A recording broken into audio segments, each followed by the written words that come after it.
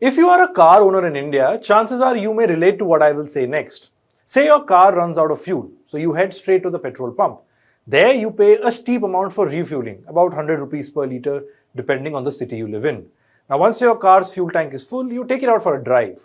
And something isn't quite the same. Your car is not responding the way it did. Rides have become rough and bumpy sometimes. Your mileage is dropping significantly. Some parts are facing issues. In some cases, even your engine is acting up. And in no time, it's time to take your car to the garage. So basically, now you're not just paying through your nose for fuel, but also the repair. Now you may be wondering after this whole episode, what was actually put into your car at the fuel pump? Was it actually petrol? Or was it something else that ended up damaging your car this bad? Enter E20 Petrol, the newest variant in town, now available nationwide at your nearest petrol pump. In fact, not only the newest variant, but also the newest headache or pain point for several car owners in India.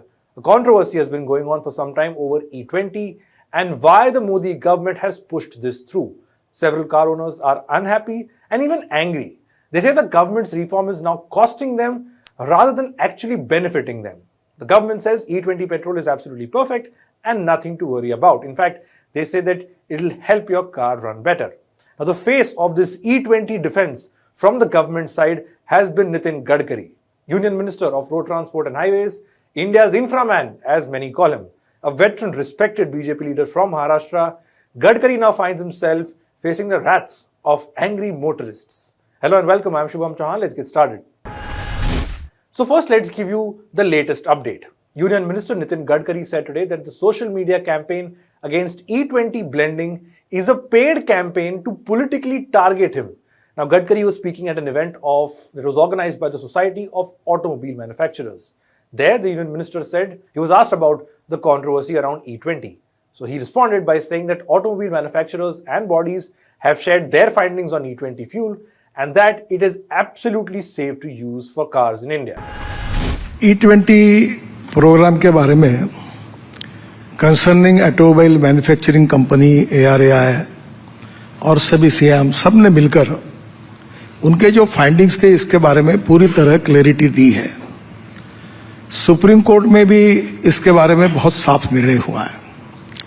अब जैसे आपकी industry है वैसे हमारा politics भी है, तो ये सोशल मीडिया का जो कैंपेन था वो पेड कैंपेन था, वो अगेंस्ट इथेनॉल था और पॉलिटिकली टारगेट मुझे करने के लिए था। अब मैं जवाब दूं तो ये मीडिया वाले आपके कॉन्फ्रेंस को छोड़कर वही बातें कल छापेंगे। तो मैं इतना ही कहूंगा कि वो जो कुछ था उसमें कोई तथ्य नहीं था, सब बातें क्लियर हुई है। Import substitute, cost effective, pollution free और indigenous. Now, before we come to why Gadkari is in the spotlight, let's look at the fuel in question, E20.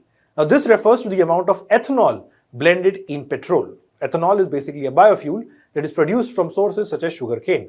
So, E20 means 20% ethanol and 80% petrol. The Modi government had first rolled out E20 petrol at a few pumps in 2023.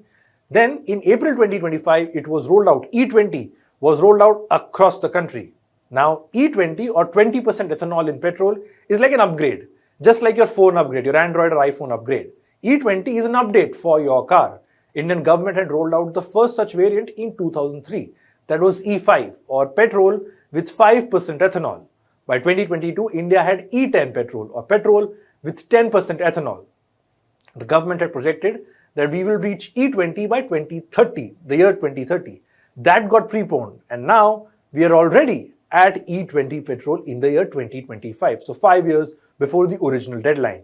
Now, the older version like E5 or E10 have been removed from all fuel stations in India. That's 90,000 fuel stations in all. E5, E10 has been rolled out and E20 is only available. But why is the Modi government pushing for E20 petrol, or more specifically ethanol in petrol? There are a few reasons. One, the government says this improves your car engine's performance and makes it more effective than normal petrol. Second, it is saving India's foreign exchange. You see, the normal petrol is made after refining crude oil.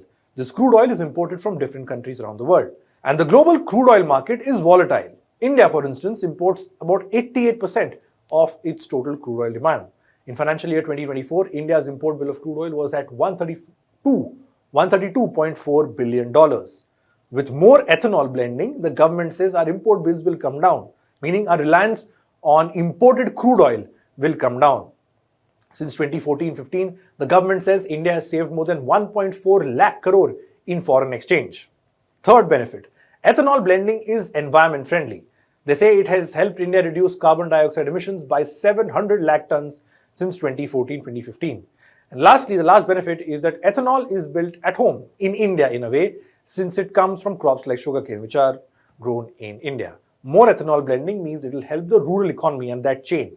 Government figures say this has resulted in payment of over 1.2 lakh crore to farmers of India, thereby creating a source of income for them and also employment opportunities in the agriculture and biofuel sectors. Now let's look at the flip side, the cons. The first point is, does E20 petrol suit all cars on Indian roads? Not really. You see, most of the cars, especially the older ones in India, are E5 or E10 compliant and not E20, meaning they are just not equipped to handle and process the latest update of E20 petrol. In fact, E20 compliant cars only began coming into the market since 2023. Now the cars before 2023 have it.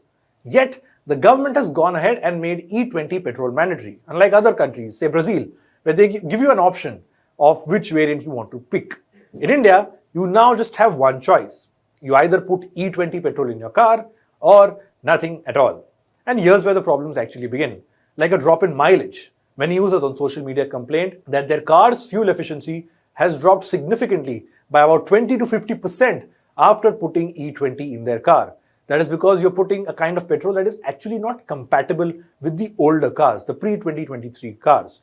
Now, Automakers Association do say that E20 will hurt a vehicle's mileage, but overall it is safe to use. It's a very viable option is what they're saying.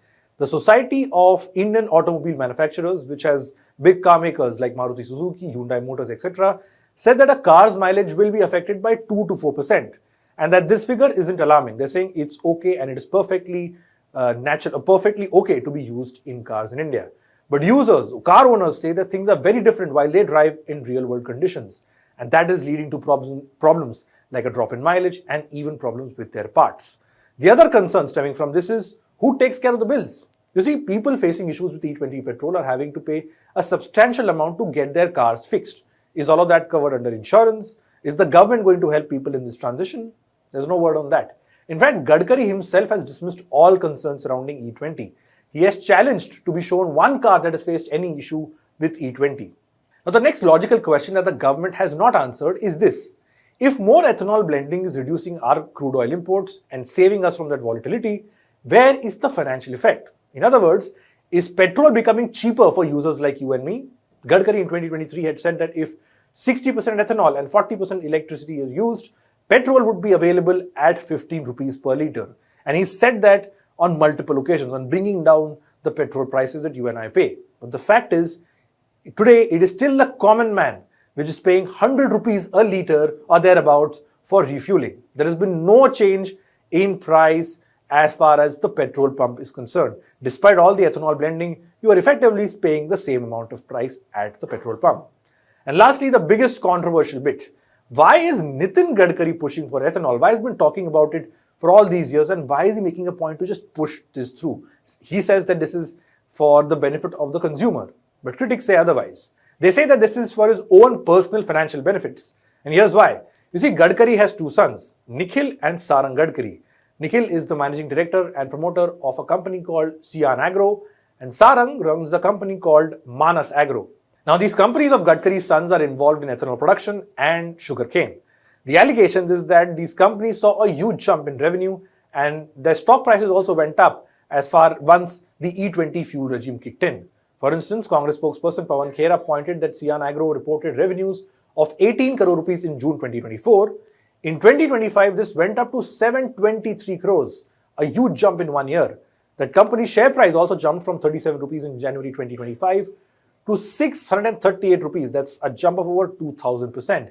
This, the allegation being that Gadkari is pushing ethanol through just so that his sons and his companies can make a huge sum of money out of this. And this is, again, in simple words, a clear case of conflict of interest is what the allegation is. Listen in to what Pawan Khera has had to say. वो story तो झांकी है अभी जेब काटना बाकी है, आपकी जेब काटी जा रही। ये प्रेस वार्ता वोट चोरी पर तो नहीं है, लेकिन जो पिछले 11 साल से चुराई हुई कुर्सी पर बैठकर प्रधानमंत्री जी, उनके कैबिनेट के सदस्यों के परिवार क्या कर रहे हैं, ये लाभ उपभोक्ता को क्यों नहीं मिला, सिर्फ आपके भतीजों को क्यों मिल रहा है, ये भी आपको जवाब देना चाहिए। जीरो टॉलरेंस फॉर करप्शन, ये मोदी जी के शब्द हैं, जीरो टॉलरेंस फॉर करप्शन। एक नया कानून लाने की कोशिश की, 130वां संशोधन, 130th amendment to the constitution of India. हम ये जानना चाहते हैं कि जब ये 130वां संशोधन पारित हो जाएगा, क्या उससे पहले आप अपने ये तमाम भतीजों की फौज पर कोई जांच बैठाएंगे? आपके जो भाई हैं कैबिनेट में सारे, मैंने नाम गिनाया आपको, अमित शाह,